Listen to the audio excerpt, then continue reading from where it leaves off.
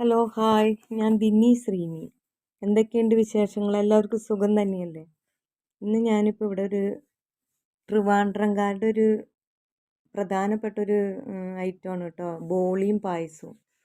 അവർ സദ്യക്കൊക്കെ വിളമ്പണതാണ്. അപ്പോൾ എനിക്കത് കുറേ നാളായിട്ട് കഴിക്കണം എന്നൊരാഗ്രഹം ഉണ്ടായിരുന്നു. അപ്പോൾ പിന്നെ തിരുവനന്തപുരത്ത് പോയി കഴിക്കാൻ പറ്റാത്തതിന് ഞാൻ എന്ത് ചെയ്യാം, നമുക്ക് വീട്ടിൽ തന്നെ ഉണ്ടാക്കി നോക്കാമെന്ന് വിചാരിക്കും.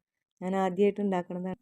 അതിന് വേണ്ടിയിട്ട് 2 കപ്പ് മൈദയും കുറച്ച് മഞ്ഞൾപ്പൊടി ഉപ്പും കൂട്ടി നന്നായിട്ട് കുഴച്ചെടുത്തിട്ട് ആ മാവ് ഒരു പാത്രത്തിലേക്ക് മാറ്റി എണ്ണ ഒഴിച്ച് നല്ലെണ്ണ ഒഴിച്ച് മുകളിൽ നല്ലെണ്ണ വരാൻ പാകത്തിനാക്കിയിട്ട് ഇത്തിരി നേരത്തേക്ക് റെസ്റ്റ് ചെയ്യാൻ വെക്കാം കേട്ടോ.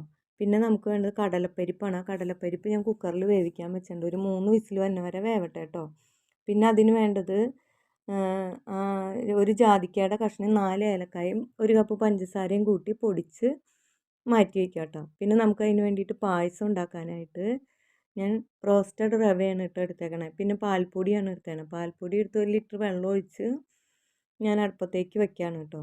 അത് തിളച്ച് വരുമ്പോൾ സേമിയ ഇട്ട് ബ്രൗൺ ഷുഗറാണ് കേട്ടോ ഞാൻ ആഡ് ചെയ്തത്. അപ്പോൾ നല്ലൊരു കളറ് കിട്ടും. ബ്രൗൺ ഷുഗർ ഒരു 1.25 കപ്പ് ബ്രൗൺ ഷുഗറും ഇട്ടിട്ടുണ്ട്. പിന്നെ കുറച്ച് നെയ്യും ഒഴിച്ച് പായസം റെഡിയാക്കി എടുക്കുകയാണ് കേട്ടോ. അങ്ങനെ പായസം നന്നായിട്ട് കുറുതായി വന്നിട്ടുണ്ട്. പായസം റെഡിയായി. അപ്പോൾ നമുക്കത് ഇറക്കി വയ്ക്കാം. ഇനി നമുക്ക് ബോളി ഉണ്ടാക്കാം കേട്ടോ.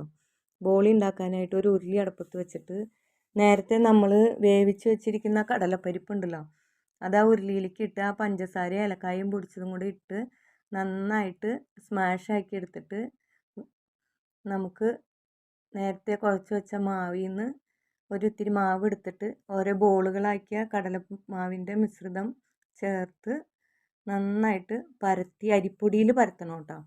അരിപ്പൊടിയിൽ പരത്തി നൈസായിട്ട് പരത്തി നെയ്യിൽ ചുട്ട് മാറ്റി വയ്ക്കാം കേട്ടോ. അപ്പോൾ നമ്മുടെ ബോളിയും പായസവും റെഡി ആയിട്ടുണ്ട്.